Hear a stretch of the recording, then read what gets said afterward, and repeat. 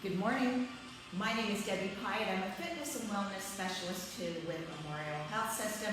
This is our Move series, and today I'm going to talk about simple things you can do at home to improve your balance. We get people all the time that come in and say, I have no balance. That's not really true. You haven't been using your balance, so it's gotten a little rough and a little bit shaky. But these are things you can do at home to improve your balance in a safe environment, and they're doable for everybody. So remember that balance comes from the center of the body.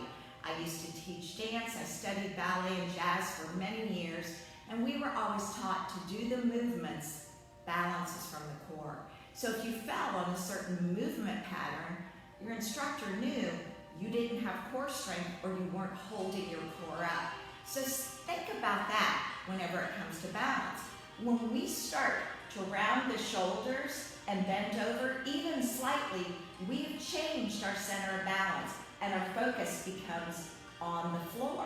So our mind thinks that's where we want to go, is to the floor, instead of staying upright where we've been for many years. So we've got to get that chest open, squeeze those shoulder blades back, tighten the abdominal muscles, and lift through the rib cage, not the shoulders. I'm going to show you a simple exercise you can do at home, and it's not crunches. So you're going to sit down in hopefully a kitchen chair that is going to be nice and strong for you and sturdy. Strong base, which means knees straight out from those hips, ankles straight down from the knees, and toes straight forward. Lift through the rib cage, open the chest, draw the shoulder blades together. We're going to place hands behind the head. Now, this is going to be the exact opposite of what I normally teach about breathing. I normally tell you diaphragmatic breathing.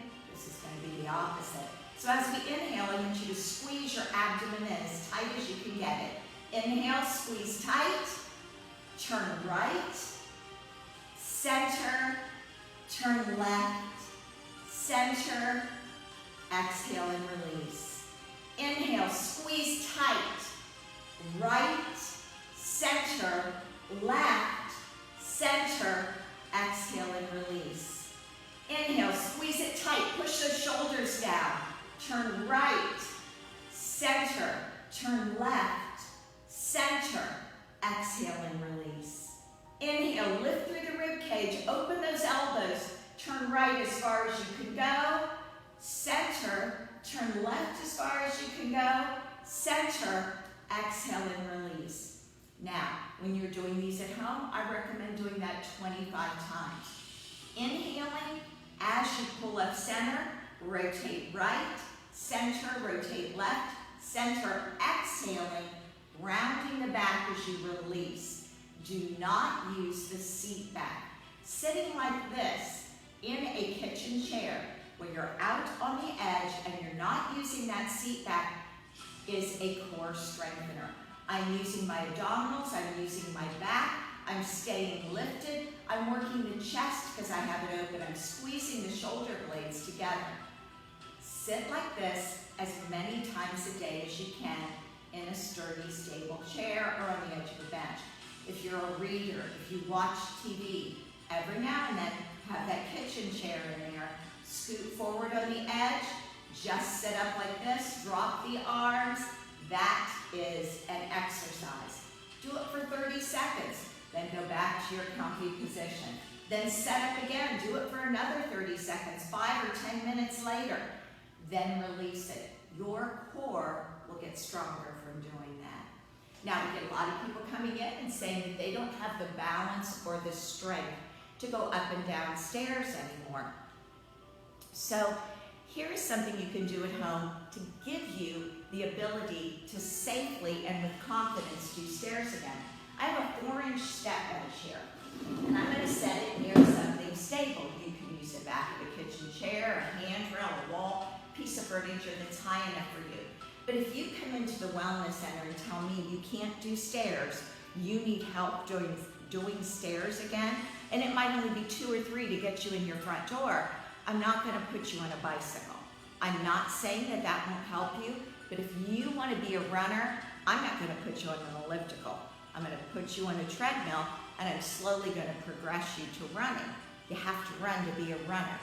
If you want to be able to do stairs, you have to do stairs to be able to do stairs. So we have to do it the safe way first. And I have this 4-inch step. I place one hand here. I step up. I bring the other foot up. I step down with the same foot. I step back up where I'm safe and stable, and I step back down. Not only am I building strength in my legs and balance by keeping that rib cage lifted, looking up, but I'm also building up the endurance to be able to do stairs. Now we're going to change and go with the other leg. Same leg up, same leg leads down. Now if all you have is a 2-inch piece of wood, that's fine.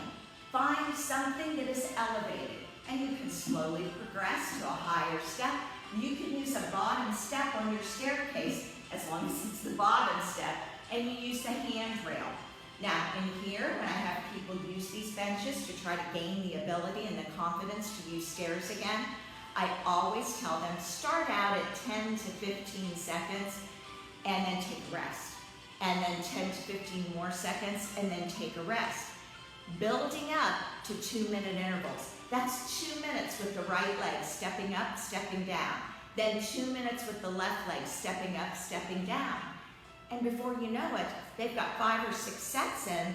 They're doing 10 to 12 minutes on each leg.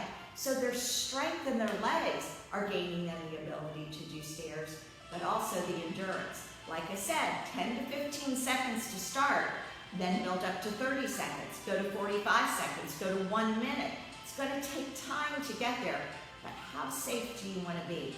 You can put in the time at home to be able to do this. Now, another thing you want to focus on is hip flexor flexibility. Right here, when we start to shorten our stride length when we walk, we no longer have the flexibility for a bigger stride length. But our body has the memory of this stride length, and now all of a sudden every step you take is like this. These are going to shorten and tighten. We also don't have the muscle memory for balance with a shortened stride length. So we need to get the ability to take a bigger stride length again. How do you do that? We've got to stretch these out. Also, when you start stretching out the hip flexors, you're going to reduce your risk of hip replacements and back surgeries. Because when these are short, they pull us forward, posture goes, balance is going to want to shoot straight for the floor, but all of a sudden we end up with hip issues.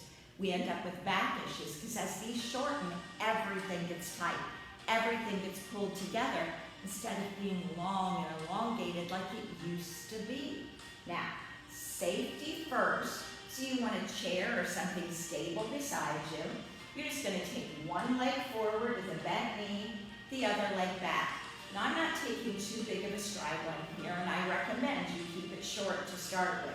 You want to make sure that front knee does not push out beyond the toes. You want to make sure that you keep that back leg straight. Don't bend the knee, keep it straight, and heel is lifted. Body weight is center and pushing down. So my leg that is going to the back, I am opening up that hip flexor. I am lengthening it. Now, I'm going to take the other leg back. It's straight, heel is lifted, front knee is bent. Weight in that front heel, body weight pushing down center to open this hip flexor. Now, over time, as you progress, you're going to have to take a longer step in order to feel any resistance. But if you feel resistance here, that's all the farther you need to go. Keep that body weight pushing down center. You're going to start to elongate these hip flexors. So important to improving your balance, reducing your risk of falling, and reducing or lowering your risk of hip surgeries and back surgeries. Those are just a couple things you can start to do at home to improve your balance. There's more advanced things I can teach you, but those are the basics. We have got to strengthen this core. And by core, I don't just mean abs. I mean the sides of the core and the back of the core. What I just taught you is working all of that. But remember, you can simply scoot forward in a stable chair, stay lifted for 30 seconds, build up to 2 minutes, Scoot back in your chair, read your book. 5 minutes later, sit back up again. You're at a meeting, you're at church. Scoot out on the edge of that pew. Scoot out on the edge of that chair and sit up. Open that chest. Pull those shoulders back. That is a core strengthener. That will help to improve your balance. The stretching of the hip flexors needs done daily. You move daily. You want quality of life daily. You can do this. Very simple things to improve your quality of life.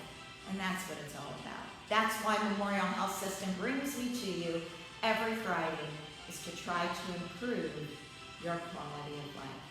Thank you very much for joining me. My name is Debbie Pyatt. I'll be back again next Friday. This is our Move series, so get up and move. Bye-bye.